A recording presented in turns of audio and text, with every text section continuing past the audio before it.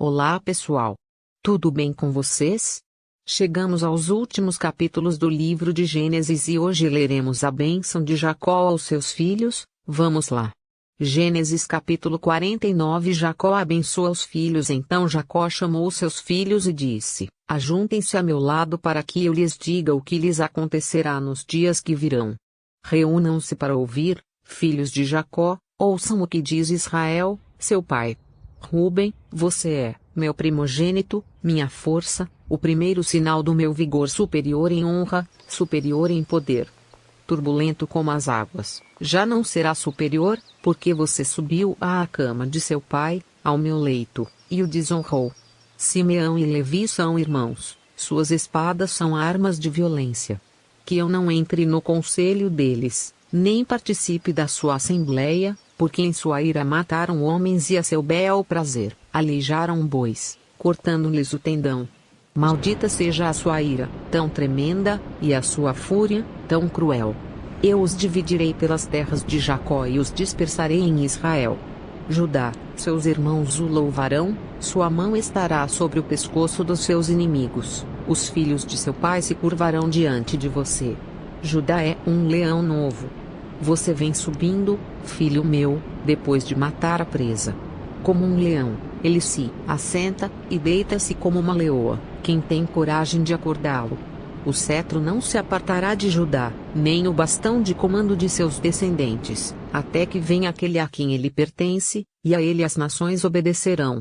Ele amarrará seu jumento a uma videira, e o seu jumentinho, ao ramo mais seleto, lavará no vinho as suas roupas, no sangue das uvas, as suas vestimentas. Seus olhos serão mais escuros que o vinho, seus dentes, mais brancos que o leite. Zebulon morará à beira-mar e se tornará um porto para os navios, suas fronteiras se estenderão até Sidom. Issacar é um jumento forte, deitado entre as suas cargas.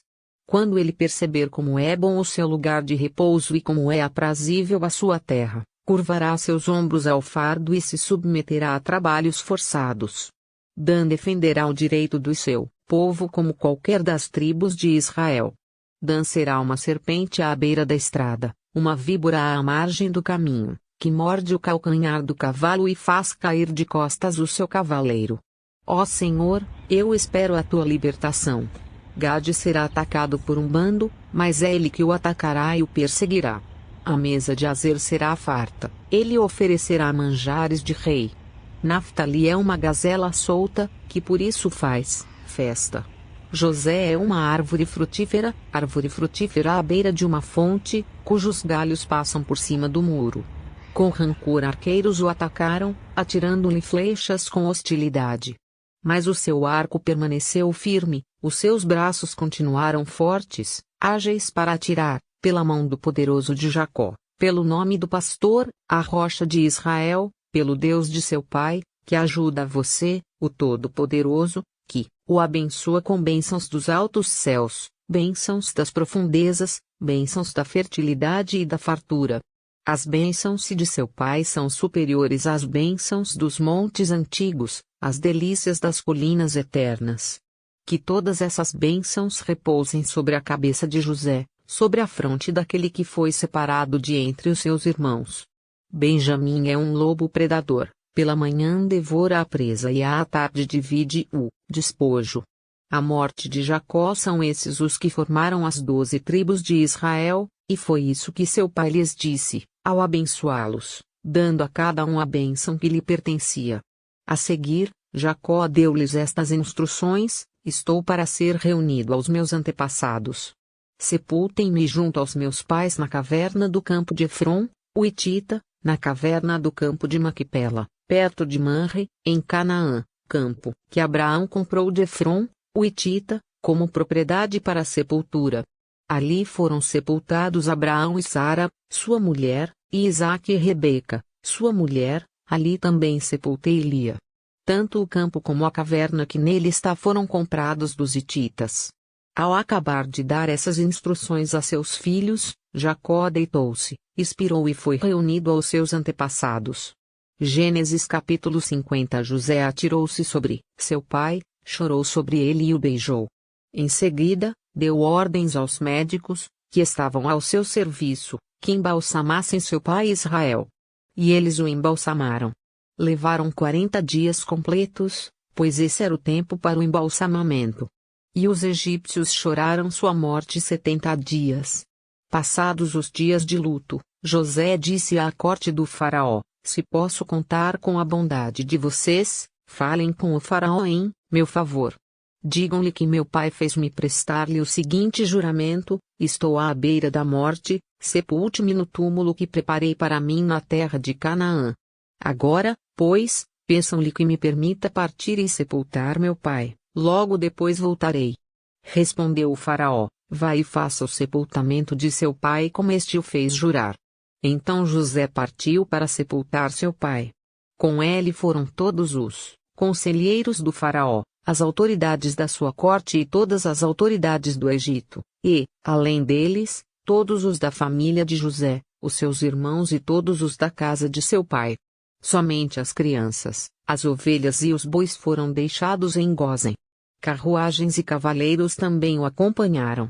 A comitiva era imensa. Chegando à eira de Atade, perto do Jordão, lamentaram-se em alta voz, com grande amargura, e ali José guardou 7 dias de pranto pela morte do seu pai. Quando os cananeus que lá habitavam viram aquele pranto na eira de Atade, disseram: os egípcios estão celebrando uma cerimônia de luto solene. Por essa razão, aquele lugar, próximo ao Jordão, foi chamado Abel-Misraim.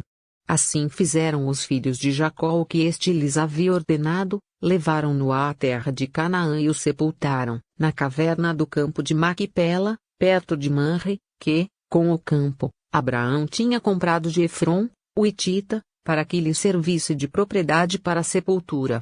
Depois de sepultar seu pai, José voltou ao Egito, com os seus irmãos e com todos os demais que o tinham acompanhado. Vendo os irmãos de José que seu pai havia morrido, disseram: e se José tiver rancor contra nós e resolver retribuir todo o mal que lhe causamos?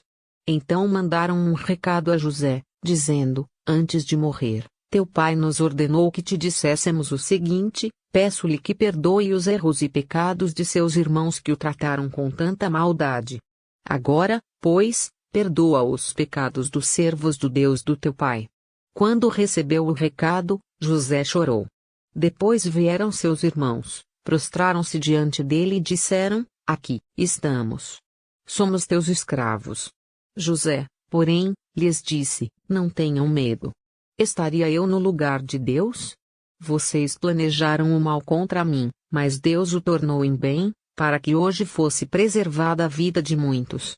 Por isso, não tenham medo. Eu sustentarei vocês e seus filhos. E assim os tranquilizou e lhes falou amavelmente. A morte de José permaneceu no Egito, com toda a família de seu pai, viveu 110 anos e viu a terceira geração dos filhos de Efraim. Além disso, recebeu como seus os filhos de Maquir, filho de Manassés.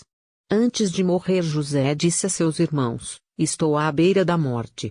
Mas Deus certamente virá em auxílio de vocês e os tirará desta terra, levando-os para a terra que prometeu com juramento a Abraão, a Isaque e a Jacó.